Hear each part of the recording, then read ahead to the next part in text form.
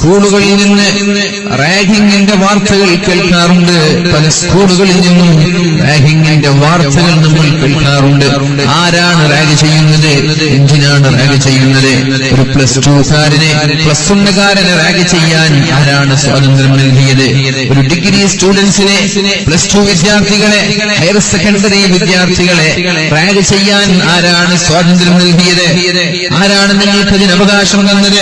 നിങ്ങളെപ്പോലെ പഠിക്കാൻ വന്നവരല്ലയോ ഇവർ? ട്രെയിനിൽ വെച്ച് റാഗിംഗ്, അതുപോലെ കോളേജുകളിൽ വെച്ച്, സ്കൂളിൽ വെച്ച്, ക്ലാസ് റൂമുകളിൽ വെച്ച് റാഗിംഗ് ചെയ്യുക ആരാണ് ചെയ്യുന്നത്?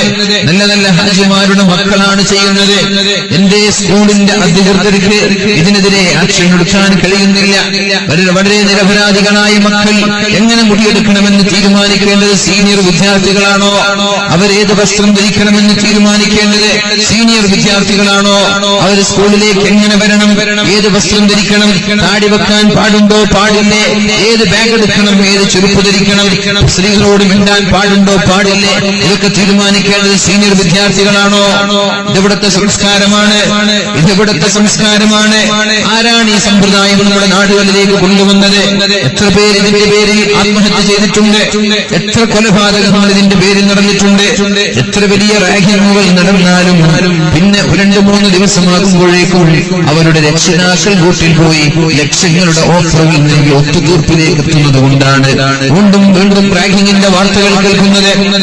അത്ഭുതപ്പെട്ടു പോവാറുണ്ട്. ചില വാർത്തകൾ കേൾക്കുമ്പോൾ അടിക്കുകയാണ്. എന്തിനെ?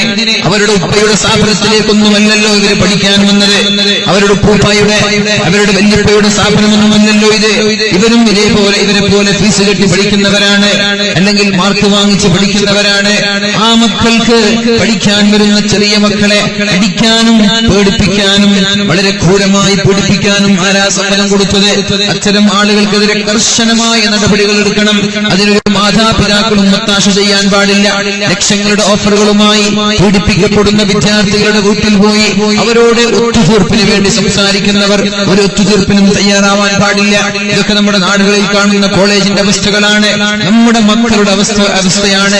പഠിക്കാൻ വരുന്നവർ ഇങ്ങനെ ആയുധങ്ങൾ ഉപയോഗിച്ച് ആക്രമിച്ചാൽ എങ്ങനെയാണ് നമ്മുടെ മക്കളെ പഠിപ്പിക്കാൻ നമ്മൾക്ക് സാധിക്കുന്നത്? എന്ത് ധൈര്യത്തിലാണ് പഠിപ്പിക്കാൻ നമ്മൾക്ക് നമ്മുടെ മക്കളെ അയക്കാൻ കഴിയുന്നത്?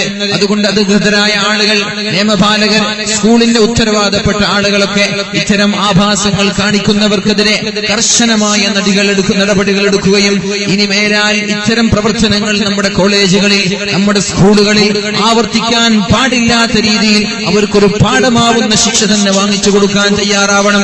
ഒരു ഒത്തുതീർപ്പും വേണ്ട, ഒരു ഒത്തുതീർപ്പും വേണ്ട, അവിടെ ഒരു അനുരഞ്ജനവും വേണ്ട, ഒരു പരിഹാരവും അവിടെ വേണ്ട. അത്തരം ആളുകൾക്ക് ശിക്ഷ തന്നെയാണ് വേണ്ടത്.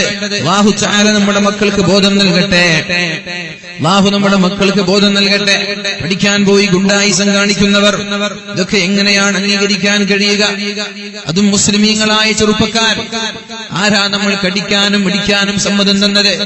പരിശുദ്ധ സ്കൂളിലേക്ക് പോയി അടിക്കുന്നതും ഇടിക്കുന്നതും, അധ്യാപകരുടെ മുമ്പിൽ, വിദ്യാർത്ഥിനികളുടെ മുമ്പിലൊക്കെ വെച്ച് ക്രൂരമായി പീഡിപ്പിക്കുന്നതൊക്കെ ഏത് സ്വർഗം ലഭിക്കാനാണ്? അതുകൊണ്ട് അല്ലാഹുവിൽ വിശ്വാസമുള്ള മക്കളോട്, വിദ്യാർത്ഥിനികളോട് പഠിക്കാൻ പോകുന്നവർ അച്ചടക്കത്തോടെ പോയി പഠിക്കണം, അച്ചടക്കത്തോടെ തിരിച്ചു വരണം. ഗുണ്ടായിസം കാട്ടാൻ വേറെ സ്ഥലങ്ങളുണ്ട്, അവിടെയാണ് പോവേണ്ടത്. വളരെ നല്ല ചിന്തയോടുകൂടി പഠിക്കാൻ പോകുന്ന മക്കളെ പഠിക്കാൻ അനുവദിക്കണം. ആ ഒരു ബുദ്ധി, ആ ഒരു മര്യാദ, ആ ഒരു അച്ചടക്കം അല്ലാഹു നമ്മുടെ മക്കൾക്ക് നൽകുമാറാവട്ടെ.